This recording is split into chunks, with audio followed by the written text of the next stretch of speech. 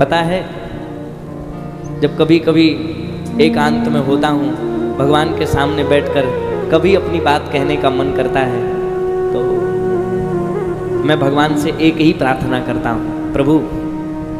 आपने पहले से ही इतनी कृपा की है कि आपने मुझे ब्राह्मण कुल में जन्म दिया, और उससे भी बड़ी कृपा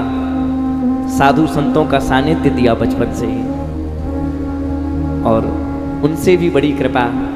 ऐसे गुरु का सानिध्य दिया। आहा, पूरे विश्व भर में वंदनीय। आज कोई भारतवर्ष का ऐसा कोई कथा व्यास नहीं है जो पूज्य महाराज श्री के लिखे हुए पद भजन या उनके कहे हुए वाक्य न कह रहा। और उससे भी बड़ा सौभाग्य कि हमें उस भारत देश में जन्म दिया जिस देश में गंगा यमुना सरस्वती जैसी दिव्य दिव्य नदियां बहती हैं, जहां की मिट्टी भी प्रणम्य है, और साथ ही साथ सबसे बड़ा सौभाग्य कि मुझे आपकी कथा कहने का अवसर दिया, आपका गुणगान करने का अवसर, और उससे भी बड़ा सौभाग्य जो अभी मिला है, अभी कर नहीं पाया,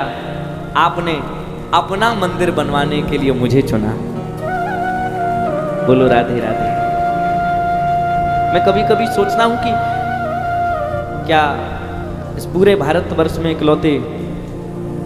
एक हम ही कथा कर रहे हैं, या हमें भागवत जी ने कथा की आज्ञा दी है, सब कथा कर रहे हैं, पर मेरे मन में ही अभी तक लड्डू गोपाल जी के मंदिर की प्रेरणा क्यों नहीं आई? ठाकुर जी ने मुझे शायद, मुझे लगता है कि इसीलिए जन्म दिया है कि तुम ये काम करके जाओगे, और मैं चाहे मेरा प्राण, मेरा शरीर, मेरी एक एक चाम बिक जाए, पर मैं ये कार्य करके जाऊंगा, और जब तक नहीं जाऊंगा, जब तक ये काम पूरा नहीं होगा, तब तक तो कुछ भी हो जाए मुझे, हाँ, कितनी भी बीमारियां आ जाएं, मैं सत्य कहता हूं, कुछ भी हो जाए, पर मैं यहां से जाने वाला नहीं। और जिस दिन काम पूरा हो गया,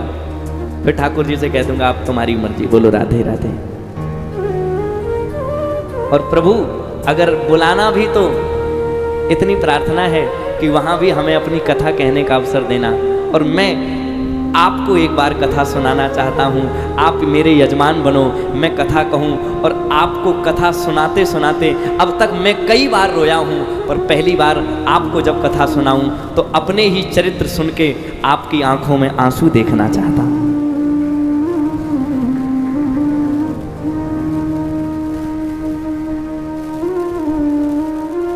हम और क्या मांगे आपसे, न जाने क्यों बहुत रोया तुम्हारी याद में मोहन, कभी ना नींद भर सोया तुम्हारी याद में मोहन।